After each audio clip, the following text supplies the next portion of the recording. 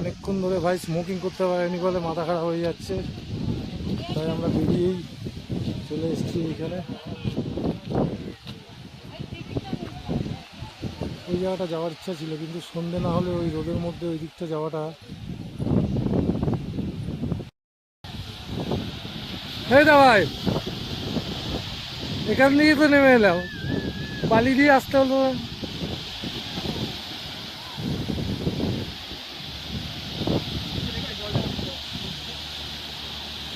কত বড় ইঁদুর দেয়, মরে পড়ে গেছে।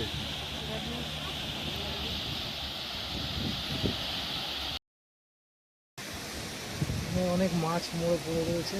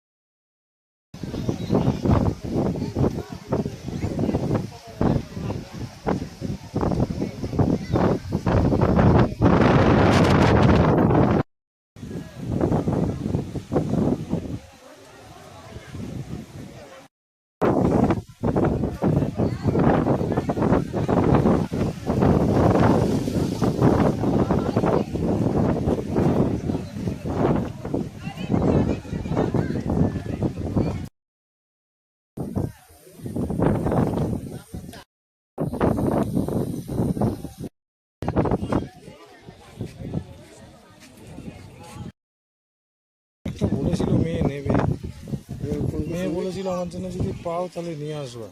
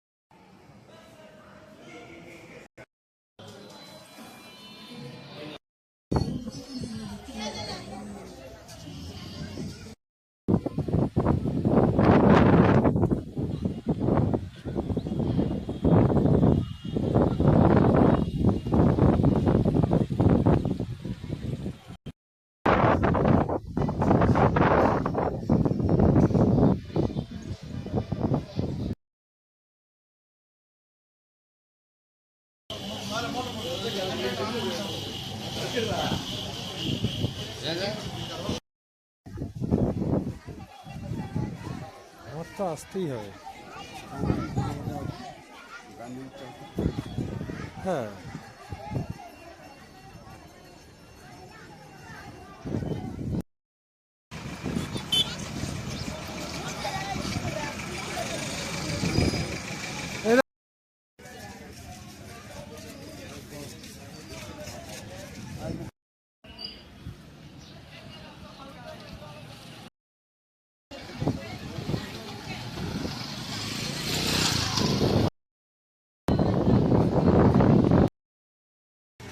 ভগবানের নাম করে আমার সাউথ ইন্ডিয়ার 35তম এই সাউথ ইন্ডিয়া ট্রিপের আরও একটা দিনের আজকে সূচনা সেই ত্রিবান্ধন থেকেই।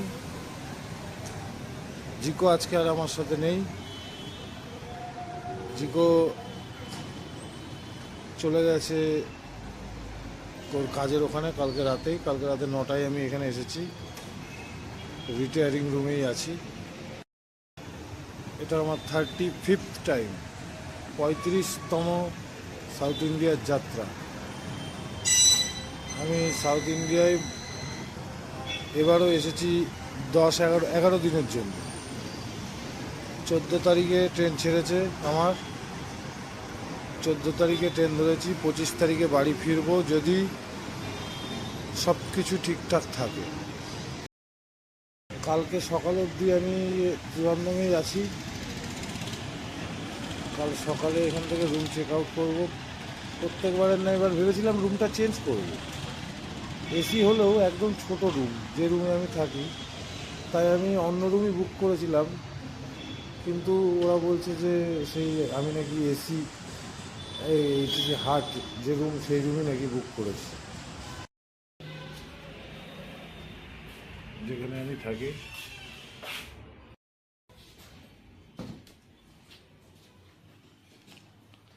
এই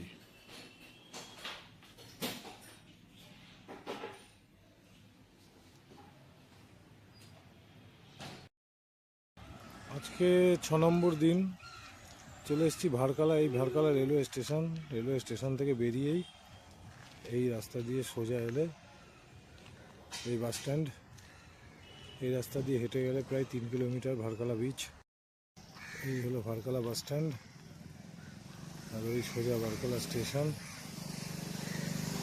ওয়েদার খুব একটা গরম নেই, যেহেতু ডিসেম্বর মাসের লাস্টের দিকে। আমি ওই জন্য হেঁটে হেঁটে যাবো ভাবছি। ভারকালা স্টেশনের পাশে এই যে বাস স্ট্যান্ডের পাশ দিয়ে যে রাস্তাটা ঢুকে গেছে, এই রাস্তা দিয়ে হেঁটে গেলে 3 কিলোমিটার মতন প্রায় ভারকালা বিচ।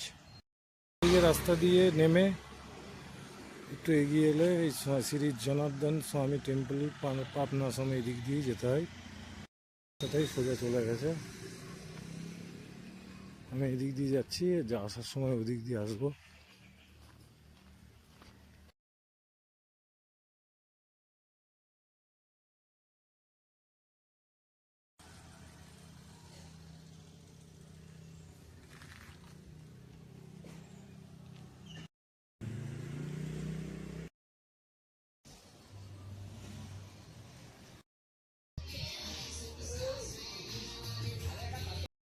ওই ডান দিকে লোকটা ঢুকে যাচ্ছে, ডান দিকের ওই রাস্তা দিয়ে এসে এই বাঁদিকে ঘুরে এখানে একটা রাস্তা বাঁদিকে যাচ্ছে, আর এই ডান দিকের রাস্তা দিয়ে গেলে পাপনাসম বিচ।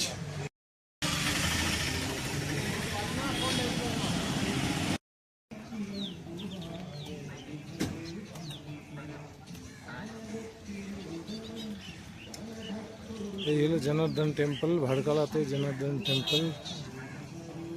উপরে ভাবছি দর্শন করে আসি।